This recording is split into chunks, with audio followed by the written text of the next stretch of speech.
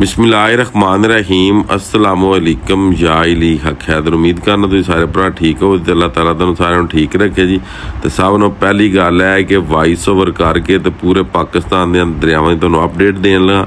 बजाते खुद दरिया नहीं गया तो डेट हो गई जनाब 9 तो टाइम हो गया 7 वज गए ने। ठीक है, दरिया सिंध, दरिया काबल, झेलम, चिनाब, रावी तो सतलज अपडेट ऑर्गैनिक होवे दी नोटिफिकेशन विच ला दिया। सारे भरा नोटिफिकेशन भी पढ़ लियो तो नाले तुहानूं अपडेट देने। सब नालों पहलां चिनाब, रावी, सतलज, झेलम ते सिंध जिहड़ी रूटीन दरिया दस्से ने इसे रूटीन दे नाल ही तुहानूं अपडेट देंदा। सब नालों पहलां जनाब दरिया चिनाब मराड़ा के मुकाम ते अपस्ट्रीम पानी इस टाइम 58,494। डिस्चार्ज जिहड़ा हो रहा डाउन स्ट्रीम जिहड़ा खराज 27,571। हानकी के मुकाम ते 43,260, 36,160 अखराज।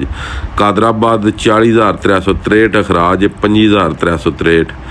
त्रिमू इस टाइम 46,269 पानी उत्ते 35,119 पानी थले अखराज कर रहा है। हैड पाइनद 61,662 पानी उत्ते 47,212 पानी पाइना थले टोरिया, पाइना भी चढ़िया। अगे आ जनाब रावी जस्टर के मुकाम से 6,353 पानी तो 6,353 पानी थले जा रहा। अगे आ गया शदरा 14,945, 14,945 थले।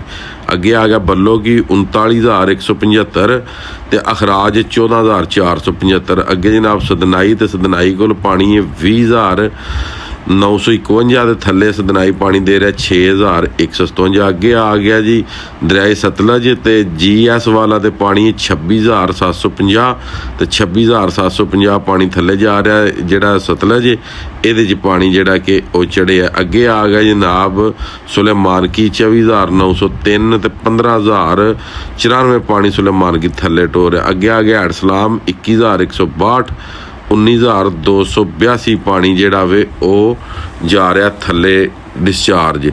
अगे गल कर लैने दरिया सिंध तरबेला के मुकाम ते पानी 2,13,000 अखराज, 1,56,500। अगे काबल 2,59,163 अखराज, 2,41,163।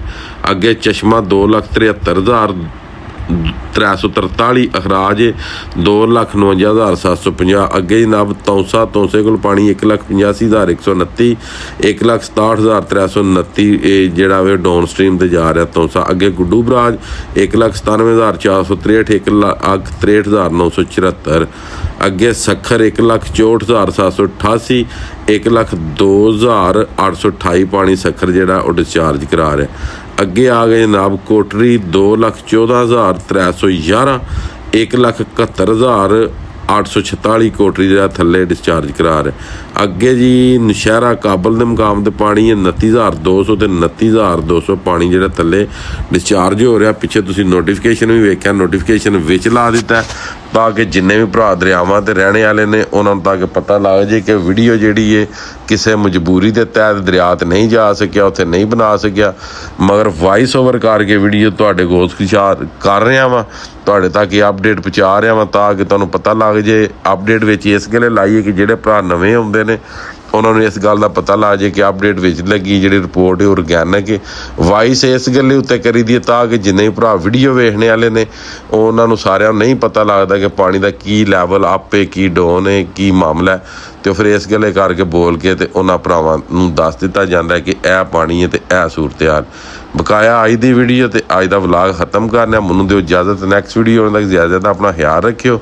तो इस तो पहला एक नोटिफिकेशन में होर ला देने 13 अगस्त का अलर्ट है गौरमेंट ऑफ पाकिस्तान की तरफों जिन्हें भी महकमे ने उन्होंने जी सर्चिंग कोई माड़ी मोटी की है।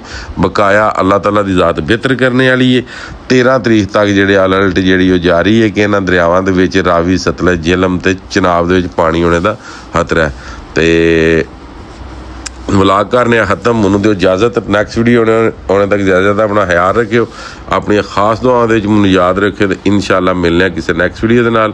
अल्लाह हाफिज़, फी मान अल्लाह जी।